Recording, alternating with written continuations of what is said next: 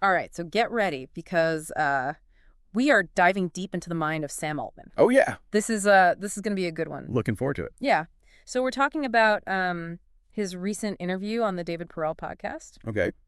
And just packed with insights about AI and writing and how those two worlds are kind of colliding right now. Yeah. Well, I think what's really fascinating here is that Altman, he's at the helm of this really cutting-edge AI company. Right. He's really emphasizing clear thinking above all else. And he sees writing as this tool for achieving that clarity. Absolutely. And I think that's what makes his perspective so interesting, right? Yeah. Because you think, okay, the CEO of an AI company is going to be like all about the algorithms. Right.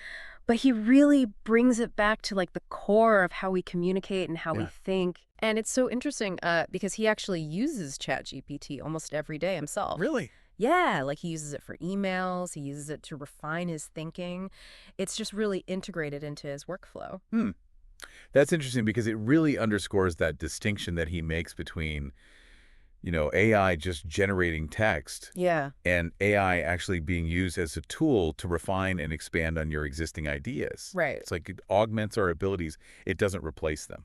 Yeah, it's like AI giving us superpowers or something. Right, exactly. And he gives this really interesting example of watching two students using ChatGPT for homework. Oh, interesting. One student just plugged in the prompt and got a very basic essay, but the other student actually used it to delve deeper into a particular concept Oh, wow. and ended up with a much more insightful piece of writing. That's a perfect example of how it can go one way or the other. Exactly. And Altman is worried that some people are not being ambitious enough in how they are leveraging these AI tools. Right. Like they're settling for good enough instead of really pushing the boundaries.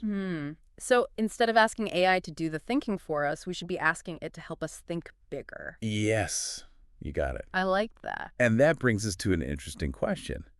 How does a guy like Altman, someone at the forefront of AI, how does he actually approach writing himself? Yeah, because if anyone's cracked the code, it should be him, right? Right. Well, he is a huge advocate for brevity and clarity. He actually compares most business books to like 3 good ideas just stretched into 300 pages. Ouch. Yeah. I know a few authors who are probably cringing right now. Right. But in the world of information overload, getting to the point is more valuable than ever. Absolutely. So he's all about just cutting to the chase. Absolutely. Yeah. But here's where it gets interesting. Despite his emphasis on brevity, he actually finds a lot of value in the process of writing itself. Oh. He compares it to grinding down rocks to get to the core of an idea. Wow. I like that visual. Yeah. Like you're chipping away at it until you get to like the gem inside. Exactly. It's a process of refinement and discovery. I like that. And speaking of finding what works best for you, Yeah. he shared a little bit about his note-taking system. Okay, tell me he doesn't have some fancy notebook. No Mont Blanc pen here. Okay. He is all about spiral notebooks. Really? Ricking out pages, spreading them out on the floor, like Sounds a little chaotic. a little bit, but hey, it clearly works for him. It does. It does. And I think that speaks to a larger point too, Yeah. right? There's no one right way to write. Totally. The important thing is to find what works for you. Find the tools that help you get that clarity. Exactly. And speaking of clarity, Altman shared some absolute gems that he's learned from mentors like Paul Graham Oh, yeah. and Peter Thiel. Talk about an all-star lineup, right? Yeah, those are some heavy hitters. Seriously, and it seems like they really shaped his thinking about communication and writing. And especially Paul Graham's influence on Altman's writing style is really evident. Oh, how so? Well, Graham is known for his very direct-to-the-point style. Right.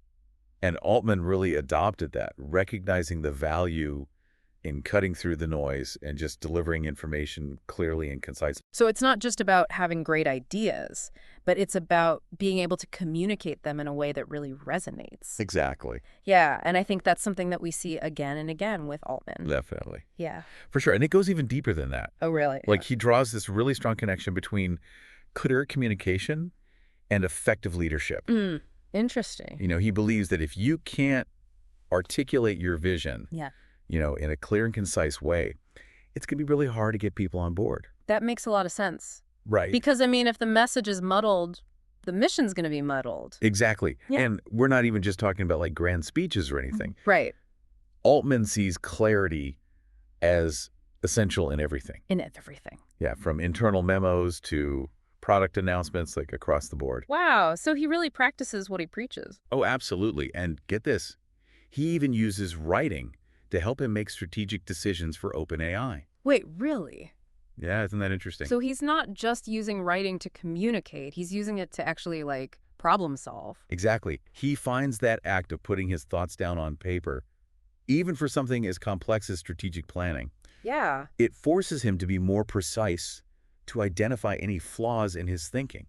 It's like writing becomes this tool for almost like self-reflection as well. Yes, exactly. It goes back to that idea of writing as a process of refinement and discovery, right? Yeah. By getting those thoughts out of our heads and onto the Yeah. page, we can see them with fresh eyes. It's like you said, giving us that clarity. Exactly. And it actually reminds me of something else Altman said. He mentioned that most people can't even let themselves think interesting thoughts, much less say them. And he attributes that, at least in part, to anxiety. Oh, that's interesting because we put so much pressure on ourselves to always, to be productive, to have it all figured out. Exactly. And I think that can stifle creativity For sure. and prevent us from exploring those unconventional ideas. Yeah, and so much of creativity is about giving yourself permission to just play around with ideas, even if they seem a little out there. Exactly. And I think that's where AI can actually be a really interesting tool.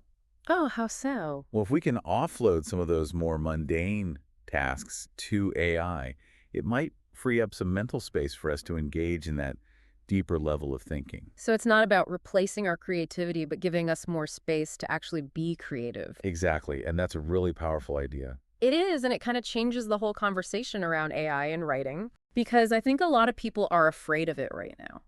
Rightfully so.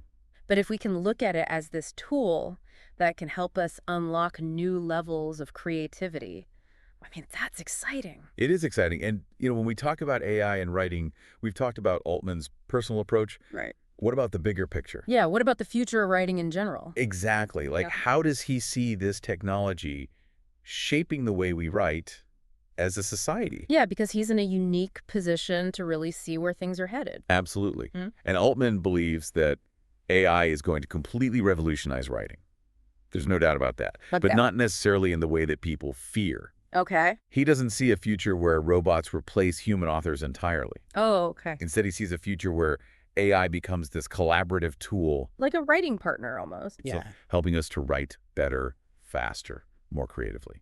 I like that idea because it's not about replacing human creativity, but augmenting it. Exactly. And Altman is a firm believer that the best writing will always come from humans. I like that. Because we can bring our own unique perspectives and experiences and emotions to the table.